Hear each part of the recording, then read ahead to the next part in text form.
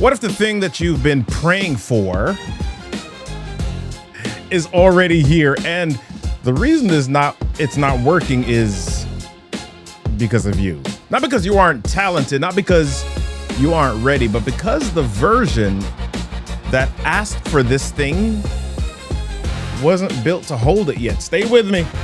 This one's gonna hit, y'all. Yeah, welcome to MiNDSHiFT Monday, where we don't just talk motivation, we train perspective. I'm Robert Kennedy III, RK3, that's me, and we're closing out April.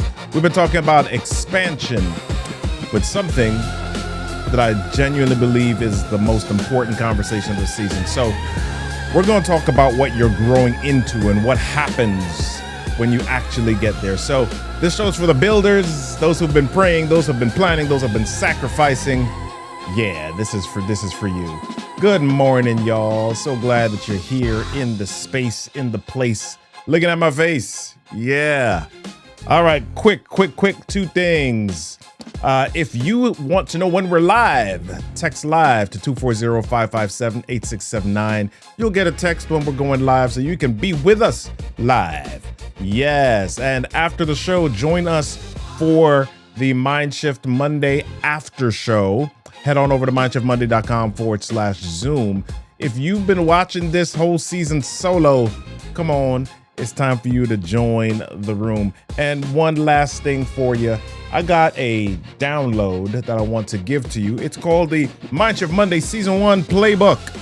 Yes, if you missed the stuff, if you missed the shows in Season 1 and you want to spice in your life, head on over to AmplifiedVoiceHQ.com/MMS1 Playbook, or you could just grab that QR code that is in the corner right there. Yeah. So join us. Oh yeah, join us on the show. Join us on the after show.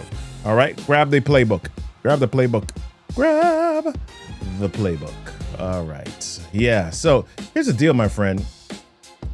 Last time we spoke about how some of us remain stuck at our capacity because of our environment and our desire to remain comfortable and stay with what's working. But here's the angle that I want to hold you with today. Most people treat answered prayers like finish lines. You get the promotion, you land the client, you close the deal, you get the thing, you grow and you do something big, and then you think, I've made it. But then you go backwards. Let's talk about it today. Hey, TL Speaks, so glad you're here. Twilight Grigsby, so glad that you're here. Oh yeah, Dr. Lorenda in the house, in the space, in the place. All right, Royal Limosi, so glad that you are here on Instagram. All right, y'all, it's time. It is time. I wish I could find my button. Here we go. Let's start the show. Bam.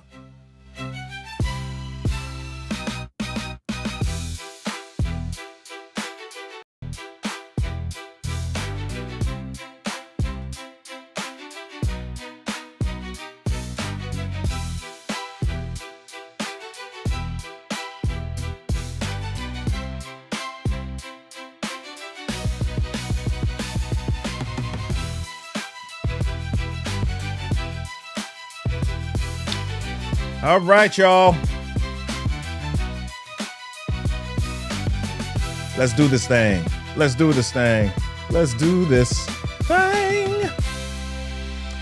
Oh my goodness, let's go.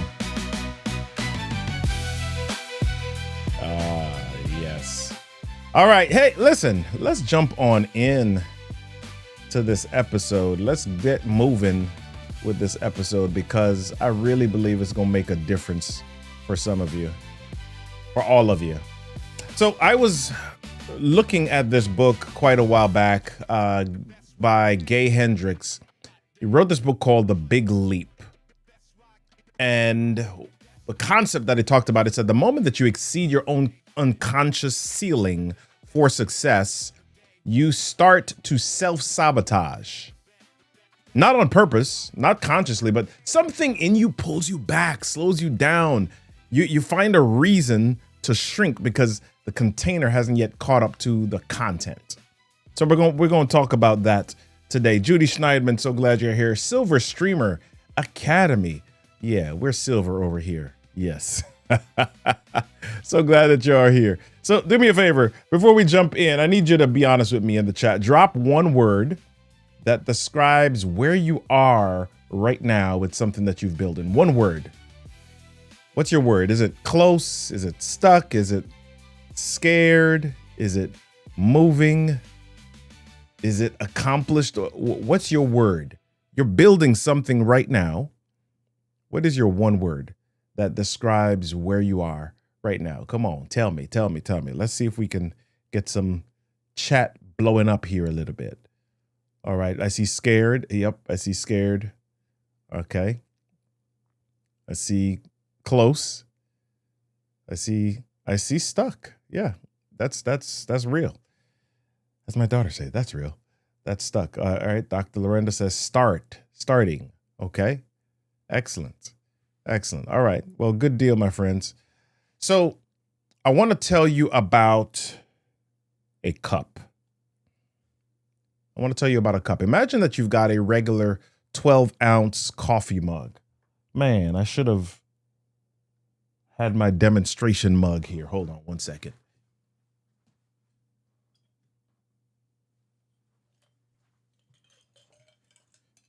Yeah. So you've got this coffee mug. Let me hold it on this side so my buddies can see this. Ecamm. Yeah. So you've got this coffee mug. It's a regular 12-ounce coffee mug. And for years, you've been drinking from that mug every single morning. Right? It's yours. You know it. It fits right in your hand. I don't know if you've ever thought this or you've never noticed this, that the things that you do repeatedly, you do them pretty much the same way every single day, right? So you've got this coffee mug and it fits in your hand. It's on the desk, it's on the table, it's on the counter, and you know just how to pick it up, and you pick it up in a certain way. Now, one day, somebody hands you, instead of your 12-ounce coffee mug, they hand you a 32-ounce coffee mug, which is just about 3 times as big, right? It's kind of like when I've been drinking from this bottle, which is a 16-ounce bottle, and then all of a sudden somebody says, hey, here's this one, right? Use this. And you want it. You've been asking for more, but the first time that you try it, the first time that you pour your old routine into this new container, the way that you hold it is wrong. It takes a little bit of time to get used to it. Do I want to hold it by the handle? Do I want to hold it by the loop? You know, how do I want to hold it? The way that you drink from it feels different than this one. You keep reaching for the old one by habit. The cup changed, but your grip didn't. So with this bottle, I'm holding it like this, but sometimes I try to reach for this and hold it like, and it feels different. And that's what capacity expansion feels like in real life. You get the bigger opportunity, you get the bigger platform, you get the bigger revenue, and you keep trying to hold it with the same grip that you developed for something similar, smaller. I've watched this happen with clients. I've watched it happen with people I know, and I've watched it happen with myself. You get the room that you asked for, and then you spend half your energy trying to figure out why you would feel like you don't belong there. Some of us call that imposter syndrome, but it's not imposter syndrome. It's a capacity gap, and it's closable. But you've got to name it. In my case, this happens when businesses try to scale. I remember starting a business and praying for it to grow. And when I started it, I did everything. I did the emails, I did the calls, I did the design, the development, the garbage, the faxing, the copying, all of it. And all the while, I'm praying for this business to grow.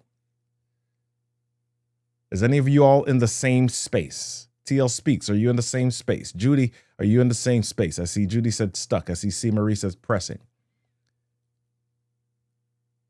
So I'm doing all of this. And then one day I got a contract that required me to scale up. I had to hire people. I had to bring some people on board to do the work that I wouldn't have had the time to do in the time frame required. And as I was hiring people, honestly, it felt great. I felt like, woo, this is actually happening. But that's when the trouble started. Yeah, that's when the trouble started. That's when things began to fall apart. And it wasn't catastrophic at first, but it began to happen. At first it was, okay, if this person can't manage this, then I need to hire somebody else. And so then I would have 2 part-time or half-time people. And then it was, I've got people here, I've got people in the Philippines, I've got different time zones, different roles, and we all need to talk. And then it was people calling or emailing my team member and getting a different message than I was sharing or ready to share. And then it was dealing with external pressure to deliver. And then it was having the financial capacity to pay everybody. And then it was paying them and the job still not being done according to expectations. So I have to jump in. And then it's bringing on more people with a new vendor or partner vendor and trying to manage multiple projects at the same time. And over the course of some months, it got crazy. And then one day, it all came tumbling down because I wasn't ready yet. I hadn't developed my capacity yet. And maybe even with the growth that was taking place, I hadn't prepared myself or given myself the mental capacity to manage it all. As I look back, there were some ways that I was operating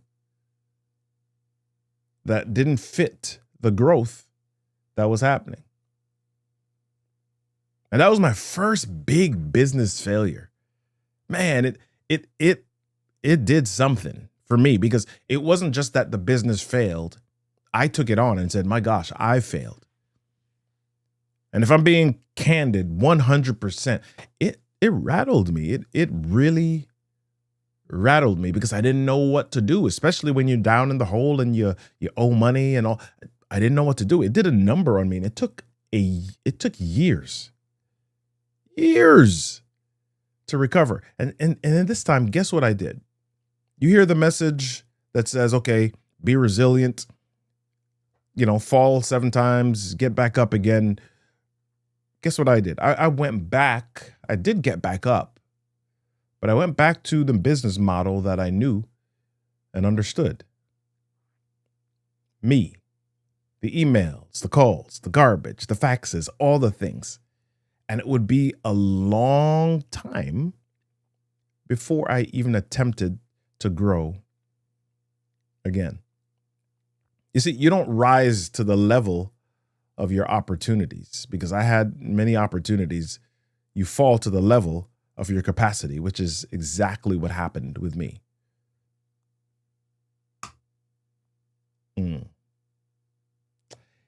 Here's what a lot of us get wrong.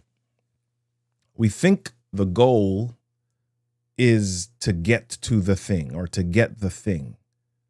And so we hustle and we sacrifice and we grind, and then something breaks open, something shifts, something good happens, and we're like, yes, we did it, we got it, we arrived. And so we go back to hustling. We go back to the thing that we thought got us there. And we never stop to ask, can I actually hold this thing that I just got?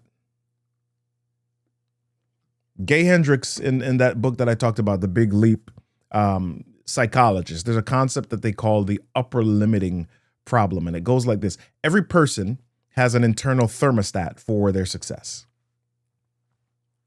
Every person's got an internal thermostat for their success. And that internal thermostat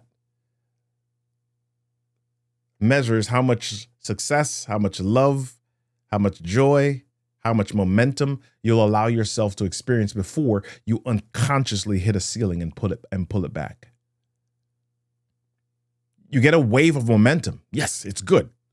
And then you pick a fight with somebody that you love. Something great happens.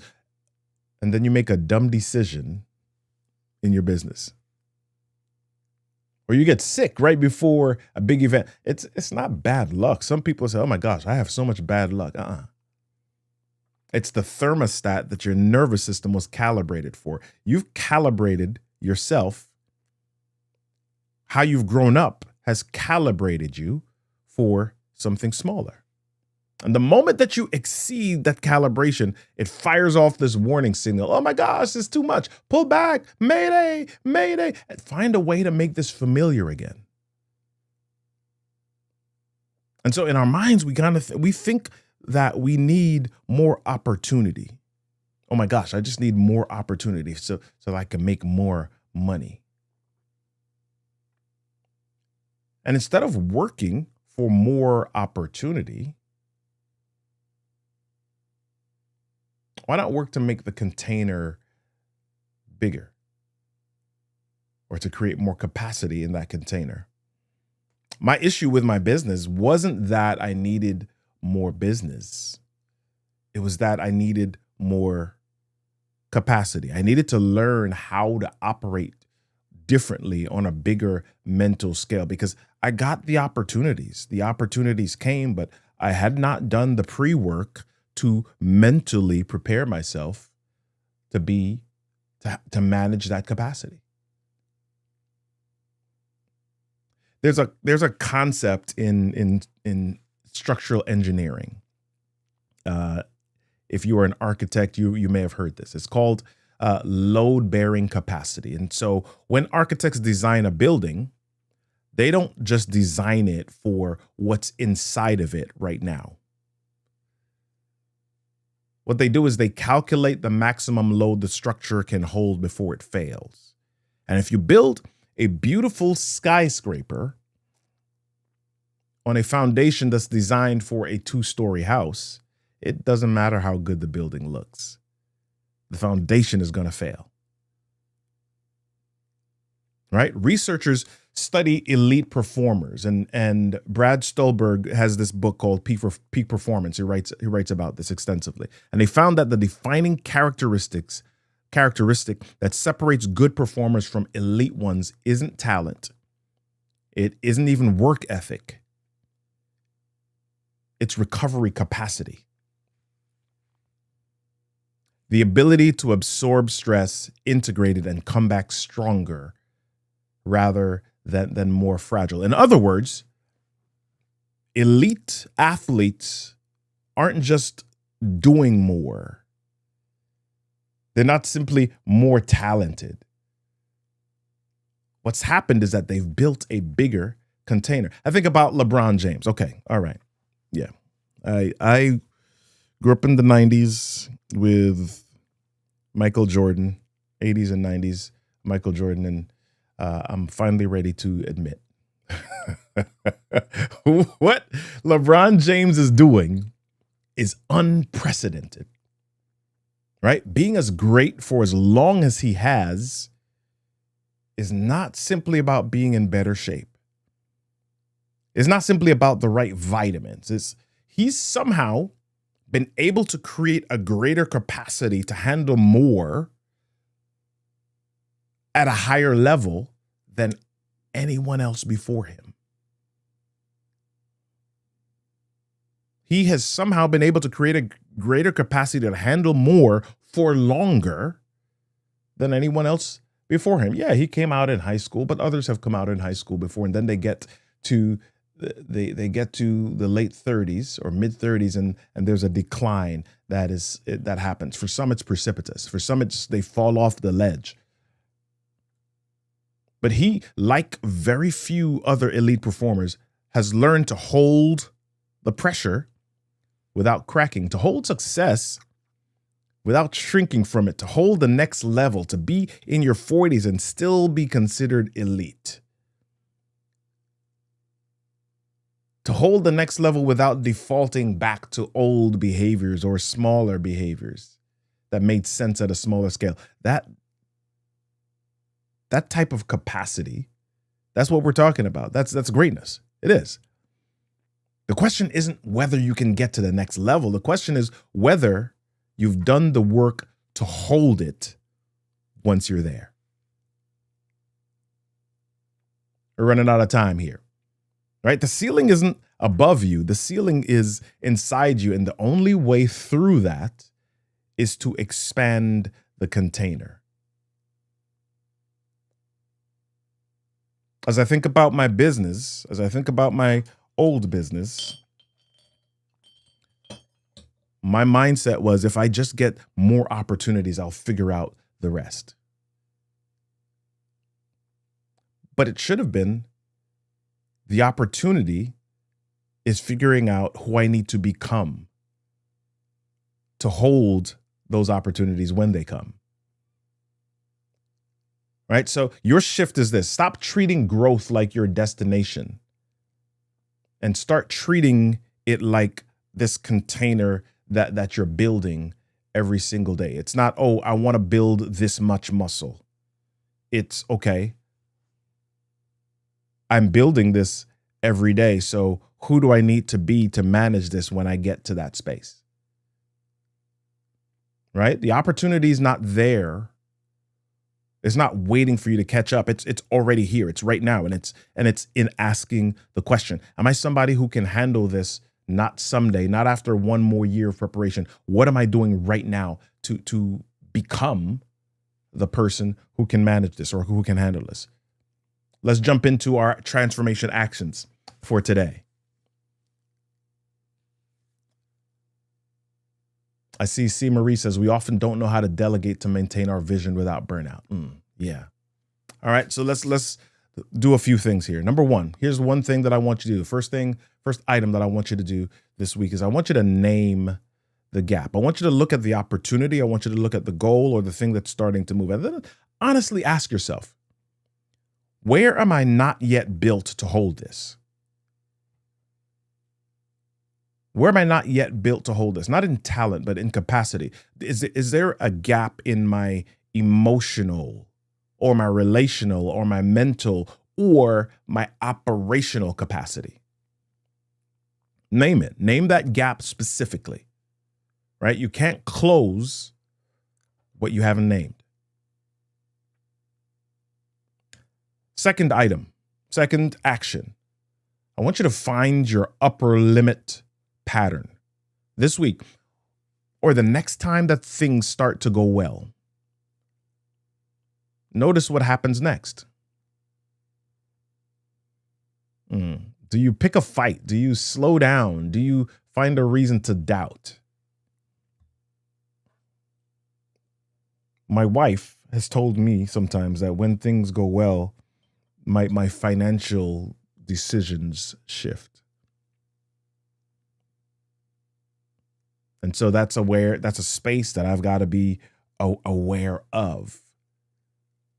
But I can't become aware of it just at the moment that we get a financial influx.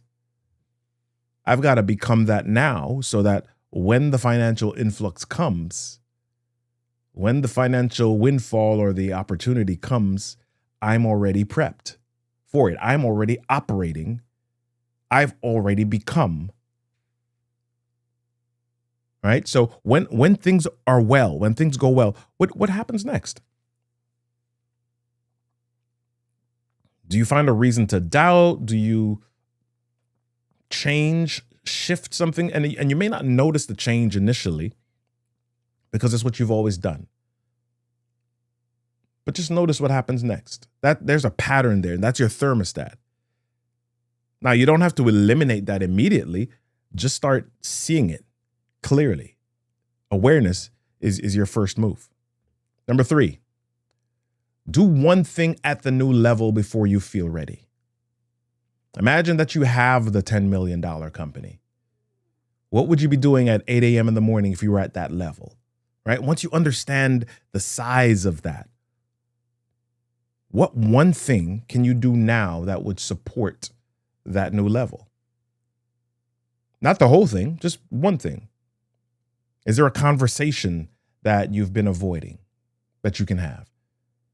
Is there an ask that you've been rehearsing or a pitch that you've been going over in your head that you have not yet done? And here's what happens in our space.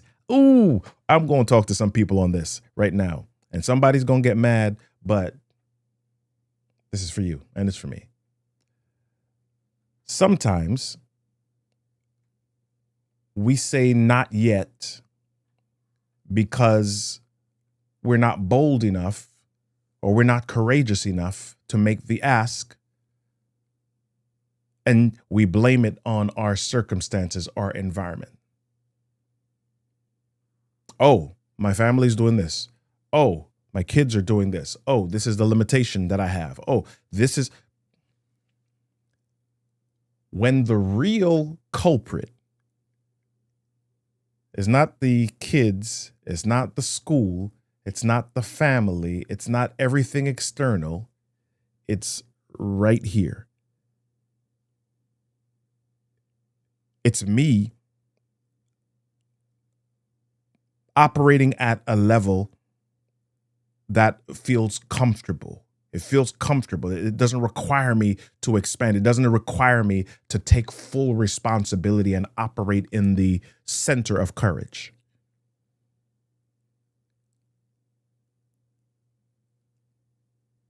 Ask yourself, I want you to be honest. I want to be honest with myself. Where in my life have I blamed my circumstances when it's really been an excuse not to be courageous?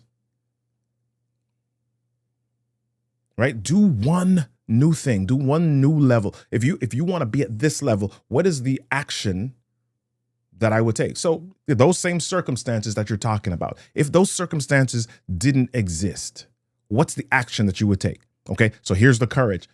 Because those circumstances exist, can I still show up and take that action? Make the ask. Show up in the room that you've been circling. Your capacity doesn't expand in theory, it expands in action. Specifically, action beyond where you've typically been comfortable. Did this get all up in you today? Listen, join me for a quick adrenaline boost in the after show. Ooh, we got only about 20 minutes today, but let's take it and make some commitments. All right? I'm heading out of town, so we've only got a little bit of time today. But we wanna take a little bit. I still wanna give a little bit here. All right. So hop on over to the MiNDSHiFTMonday.com/Zoom and let's chat for about 20 minutes or so. Not a presentation, it's conversation. All right. We're gonna shut down here in just a few moments. Okay. We've spent all of April talking about expansion, and here's what I want. Here's what I want you to carry into May. Expansion isn't just about getting more, it's about becoming more.